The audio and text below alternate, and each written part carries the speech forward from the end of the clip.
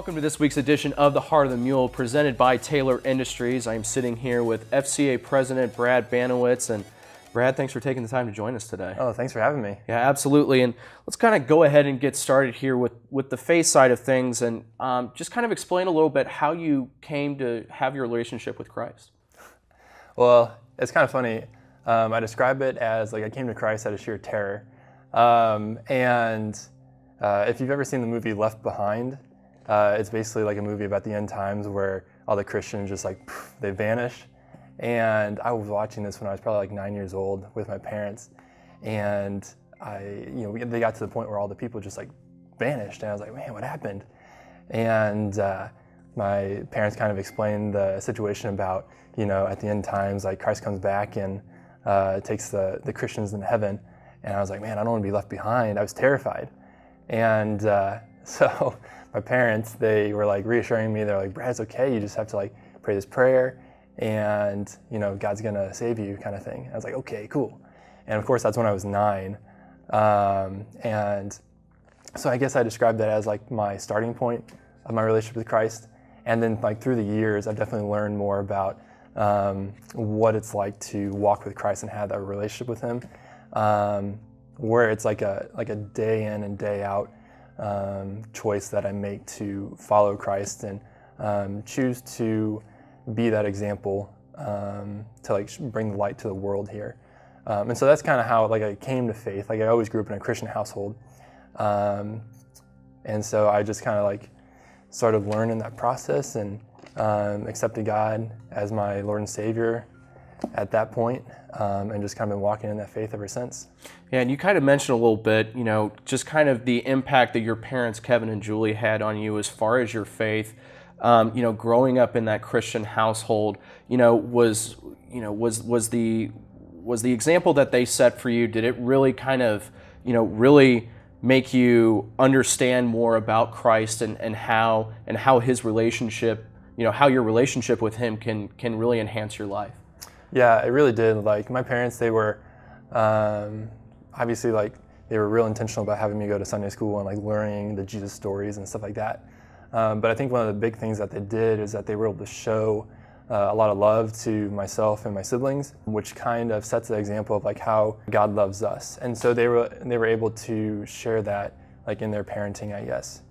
And so, yeah, that was really good. They were definitely very influential with helping me learn about my faith. And I think another thing my parents did as I got older, like they never forced this thing called faith on me. Mm-hmm. When I got into high school, I remember distinctly my mom coming to me and being like, hey, Brad, you don't have to go to church anymore if you don't want to. Because at that point, like I was kind of frustrated with everything. Like I didn't enjoy church a whole lot. And so she was just real honest. She was like, Brad, I'm not going to force you to do this. This is your choice. If you want to continue to follow Christ, then go for it. But I'm not going to drag you along if you don't want to. And I think that was a big thing for me because at that point I realized that this is something that I had to commit to, that no longer it wasn't just my parents trying to force me to do it, but it was something where like I had to take this relationship with Christ as my own and to walk in that. Just kind of talk about, first coming onto campus as a freshman in 2011 and, how you first got involved with FCA here at UCM. Well, I had been in FCA in high school, and so coming to UCM, I was excited to find out if FCA was here. And thankfully, I met one of the girls named Jenna, who was a huddle leader at FCA at the time, and she told me about FCA here at UCM and got me involved with it and told me a little bit about it and stuff.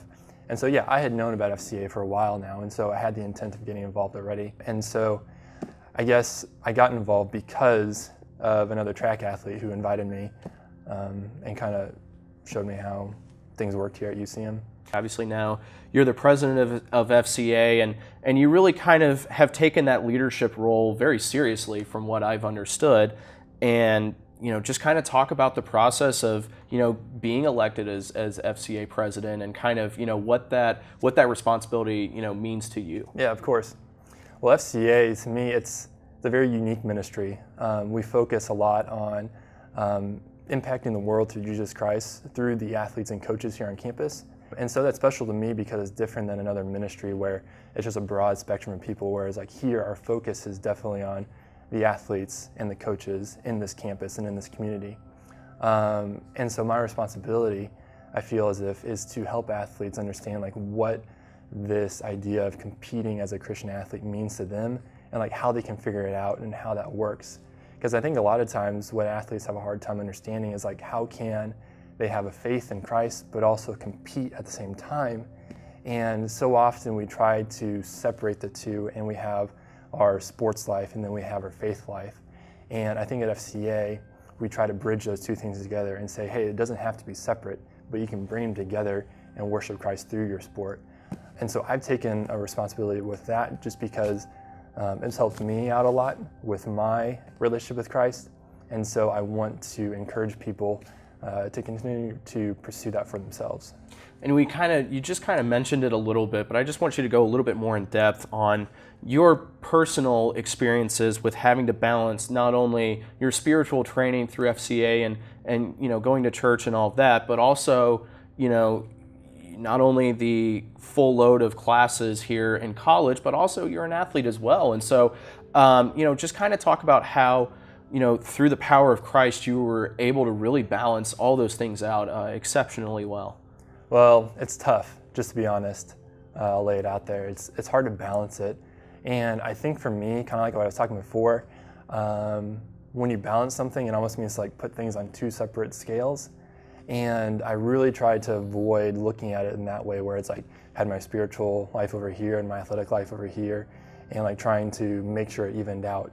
And so instead of looking in that respect, I try to bridge the two and say, okay, how can I bring my spirituality into my sports or into my academics? And so I didn't have that conflicting like feeling anymore when they were separated, like they were together. And so I guess, for example, like when competing, I would view it as like a form of worship. Just like people go to church and they sing songs, like they think that's worship. And a lot of times we can get confused because we think that's the only way we can worship. But I think the reality is that God can accept our worship in any kind of means, whether it's like an interview like this, or whether it's an athlete competing, or whether it's like a chef cooking. Like all those can be forms of worship. And so I guess for me, it was about understanding how I could bring those two together and worship God through my academics and through my sports. What's the greatest benefit that you get from your relationship with Christ? Freedom, I think. A lot of times people look at a relationship with Christ as something that's burdensome. They look at Christianity as just like a book of rules. They look at the Bible and it's like, this is just a bunch of things that tells me what I can't do in life. And for me, it's more of something that sets me free. Like I know that there's truth in this, and that a life lived the way that Christ recommends us to live is something that's it's something that's like special, and it's something that's like it frees you of the burdens of like the world.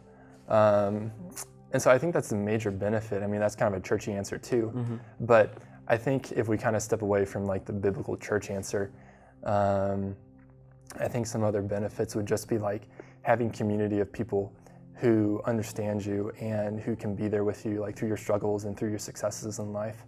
At FCA, we definitely try to like build that community of people, and having that community that's based on the Bible, we can like come together and like work on the struggles and be thankful for those successes together.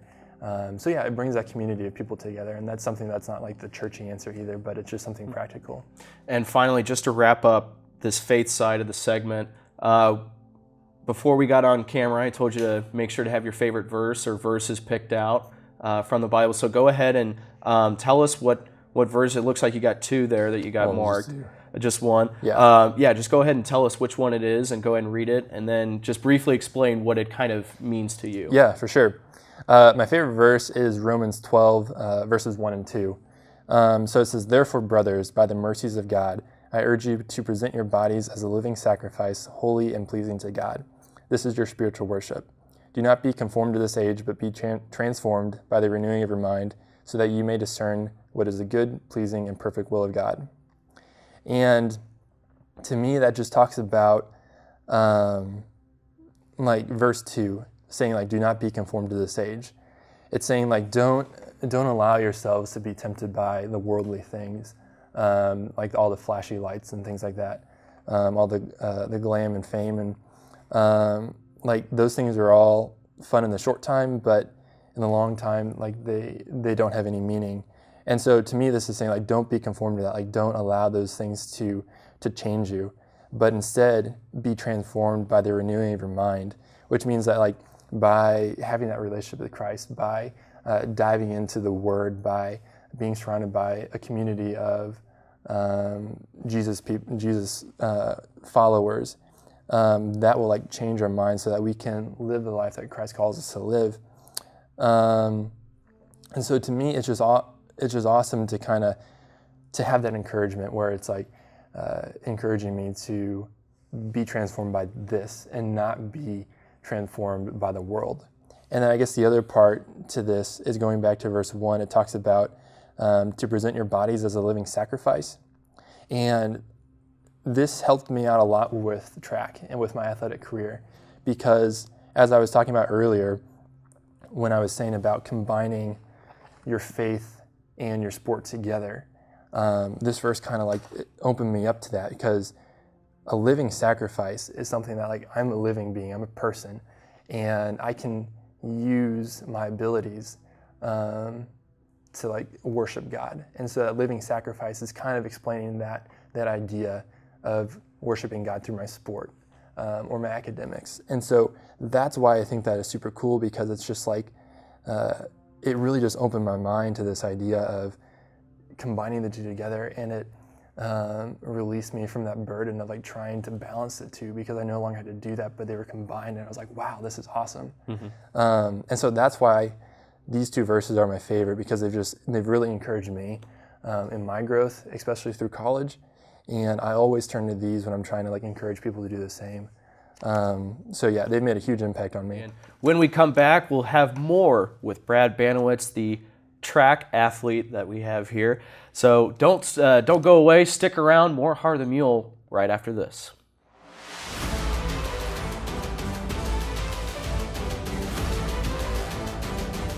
I choose excitement.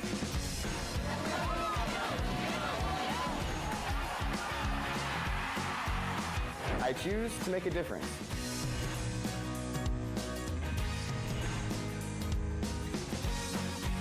I choose uncommon opportunities.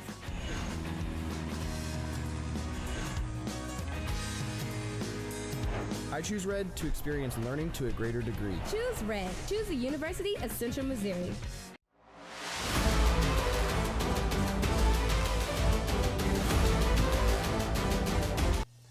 Welcome to Taylor Tidbits here, presented by Taylor Industries. I'm sitting alongside here with founder and CEO of Taylor Industries, Mike Ballard. Mike, thanks for joining us. Good morning. Good to be here. Absolutely. And go ahead and just tell us a little bit about what Taylor Industries is and what kind of services and products you provide. Taylor Industries is a manufacturer of medical products. Our main thing that we do here in this facility is ECG electrodes, which are used to monitor your heartbeat. If you're ever in a hospital, or say they do a stress test on you on a treadmill, they're going to have them on you to monitor your heart. We also manufacture TENS electrodes for nerve stimulating, and we custom build machinery to do different things. This is Mike Ballard, the founder and CEO of Taylor Industries. This has been Taylor Tidbits. Look around you. 1 in 4 kids in the U.S. faces hunger. It's not always easy to see the signs, but in this land of plenty, there are kids that don't know where they will get their next meal. Join Share Our Strength in Food Network and take the pledge to end childhood hunger here in America by 2015. Learn how at NoKidHungry.org. Their next meal could come from you.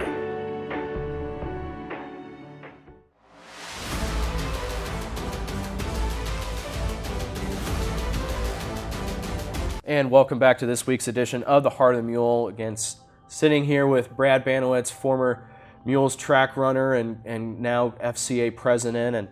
And Brad, we've gone through the faith side of things, so now let's kind of talk about your athletic career. Originally from O'Fallon, Missouri, so you're from the St. Louis area, right? Fort Zumwalt North, Panthers. Yep. Just talk about Brad Banowitz, the high school student, a little bit. The high school student. Well, obviously athletics was a big part of my high school career.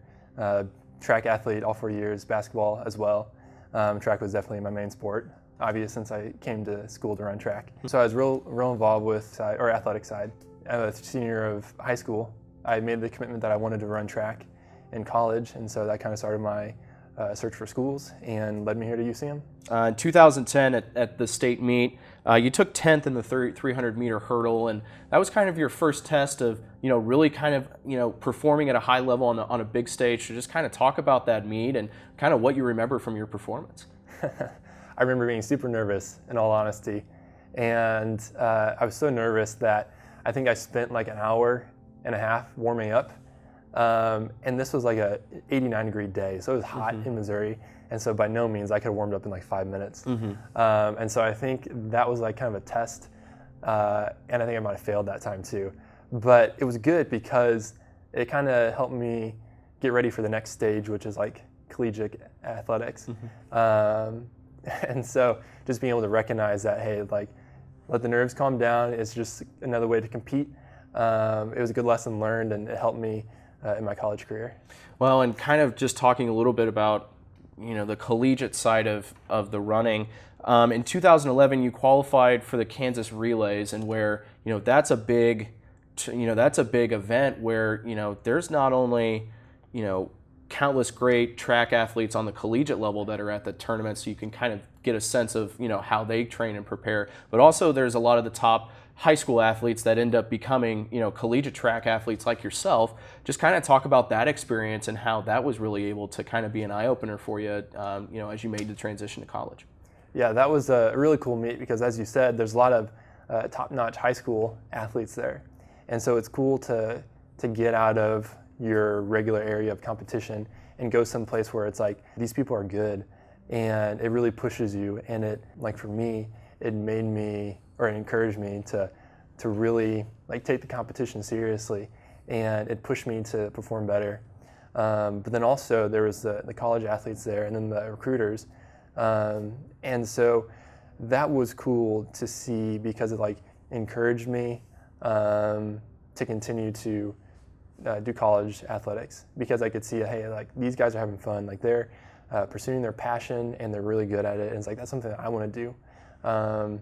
And so it kind of like solidified that goal in my mind where it's like, yeah, college athletics is something I want to do. Kind of a little bit mention, kind of the impact that Coach Kip really has had on your athletic career here at UCM. Yeah, Kip's been awesome as a coach, and the thing I like about him is that he like puts a lot of responsibility on us as athletes. Track's an interesting sport because it's not like a team sport like basketball.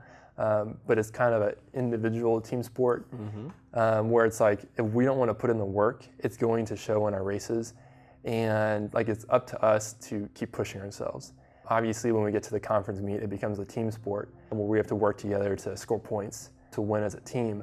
But yeah, Kip was definitely real influential in telling us that like this is our responsibility. If we want to get better, like we have to push ourselves.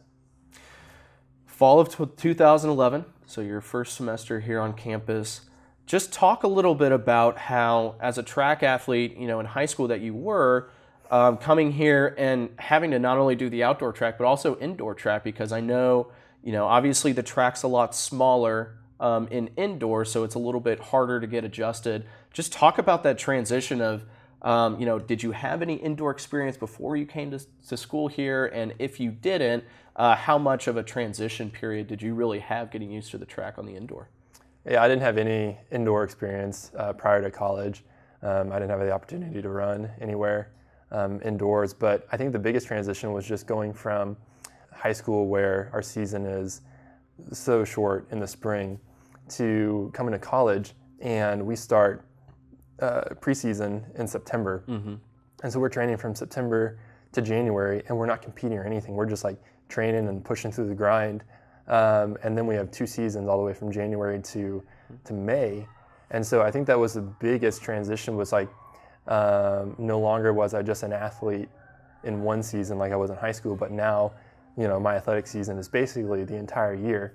And so that was a big change, but definitely very, very good. I enjoyed having the ability to run throughout the year. Your first outdoor season was really kind of cut short. You ended up redshirting because you had a little bit of a torn labrum there. Just kind of talk about facing the adversity of coming off of your first injury at the college level.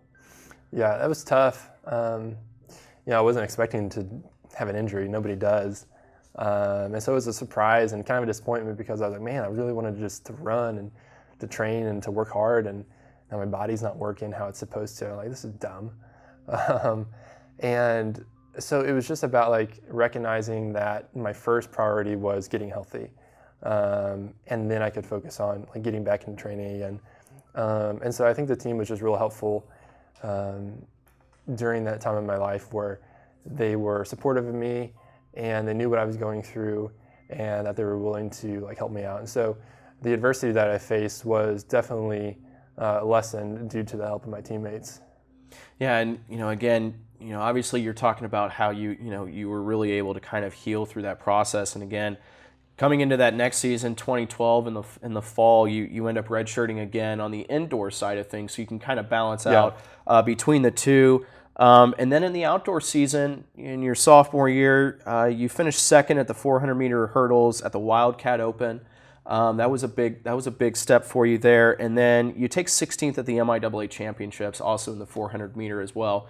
So you really were able to come off of that injury, and it really started building up the blocks of you kind of getting better as a collegiate athlete. Mm-hmm. Yeah, it was good to get out there and run like that outdoor season because I was excited to do the 400 hurdles. Obviously, coming from high school, the 300 hurdles, progressing into the 400 hurdles in college, and being disappointed that I couldn't run the 400 hurdles my freshman year. So I was just really excited to get out there on the track and try that event out. And so yeah, I was happy about my successes that I had through that first season of running the 400 hurdles and like trying to figure out that race because it's a lot different than the 300 hurdles. So yeah, I was just happy to get out there and to work on it. And I was encouraged just to continue to work harder and get ready for the next season. Yeah, and just kind of speaking to that next season, it's the first one that you were able to do both indoor and outdoor together. Right. So you had gone through so much as far as coming off of an injury like you had, and it really kind of set you back a little bit from trying to do both. And you just in the indoor MIAA championships, you take 11th in the 60-meter hurdles. Was that a big step for you as far as, especially on the indoor side of things, where you were really able to compete and finish at a high level? Yeah, it was just nice to continue to get out there, continue to work at it. Obviously, the 60-meter hurdles is not like my race, but it's good to run it and to work on that event. And then in outdoor season that year, you set a couple PRs. You set one in the 110-meter and then the 400-meter. You set those both at the Pitt State Gorilla Invitation. Just talk about that meet and just was it something you ate? Did you have your Wheaties for breakfast, or was it just all your training that you had done over the years? I think it was probably just a progression of the training, like coming together and finally building up. Like that outdoor season, I had been working on the hurdles a lot more, and I felt like I was finally like getting it. Like I was getting my steps down. It was like finally coming together. Whereas the last season, it was like things were still kind of like messing up a little bit. And so this was like the first time like I felt good, like things were working, practices were going good. And I think those races, I just felt smooth. Like whenever you get done with a race and you're tired, obviously, but you're just like relaxed while you're running too, it usually means you did well. And so, yeah, I think that's kind of what happened. I could have had some Wheaties for breakfast as well, which definitely helped. But yeah, I think it was mainly just the hard work and continuing to work hard leading up to that event that really helped out. And then kind of just to end, everything, obviously you just alluded to how you started really building up momentum, and then you were faced with more adversity where you ended up having another injury. You ended up breaking your ankle, and obviously as a runner, that's got to be something very tough to try to come back from. So just kind of talk about, how that injury happened and kind of your decision process of your future after track. Yeah, for sure. It was just, I was running the 400 hurdles, and I don't really know what happened, to be honest. I mean, it's just like running like normal. Nothing was really different. I was just coming around the second corner and just didn't go over the hurdle like entirely correctly, but most of the time that's not an issue. You just keep running and you push through it. But this time, I just landed on my foot wrong and completely twisted over my ankle, and ended up like pulling the bone off and everything too. And at that immediate point, like when I did that, I like, okay, let's just keep running. I got this. But then I took a couple steps and was like, this ain't gonna work. No. And so I had to step off the track, and I think it was just like realizing that like this probably isn't very good. It's like, what's gonna happen here? And so that, or I guess what followed that was just like a couple months of like physical therapy and like trying to get back to health and stuff, because obviously it's like you want to correct those kind of injuries the best you can, because if you don't take the necessary steps, things aren't ever going to get better.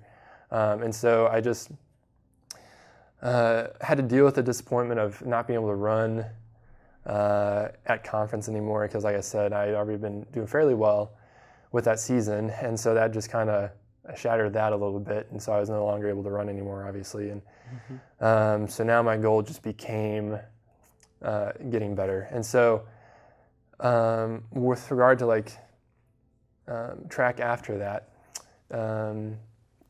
I went through some other decisions and like trying to decide with schooling and things like that.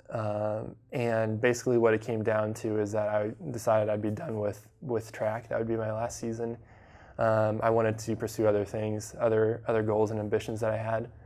And I felt like this would be a good chance to do that. And it wasn't anything like, I love track still.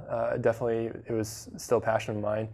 It was just like the time was right, and there was opportunities for me to pursue other things like running for student body president, and that had been a goal of mine. And so I felt like using this as a chance to be like, okay, Brad, maybe it's time to move on. Let's go do something else. That's kind of how I worked through that process. Sure. And now you're set to graduate pretty quickly. You're double major economics and finance here. You were summa cum laude when you graduated from high school, and you've been on the MIAA academic honor roll here as an athlete, and so obviously you've taken your academic side very seriously over the years. What is your ultimate goal to do with your degree, and what kind of career field, obviously in financial, but what exactly do you really want to do with your degree? That's tough. Something I've struggled with a lot is like trying to figure out like where God's calling me in life, kind of thing. I have a lot of things I'd like to do. Be the president of the United States one day, maybe 2028. There you I think go. that is. Yeah. So we'll see. But I mean, I have a lot of passions that I'd like to pursue, whether that be like maybe working with FCA for a couple years afterwards, or maybe starting a nonprofit. I have a dream of like maybe working in third world countries and like creating sustainable businesses there where they can create products to sell for themselves and support themselves. And so that's something that I could definitely use my business background to pursue. So yeah, I think it's just a lot of little things that I could potentially do with it. Just like any other college kid, I'm still trying to work it out. All right. And again, sitting here with Brad Banowitz, FCA president. Brad, thanks for taking the time to join us. Thanks for having me. Yeah, absolutely. And that will conclude this edition of The Heart of the Mule presented by Taylor Industries. I'm Jason Ketz. We'll see you next week.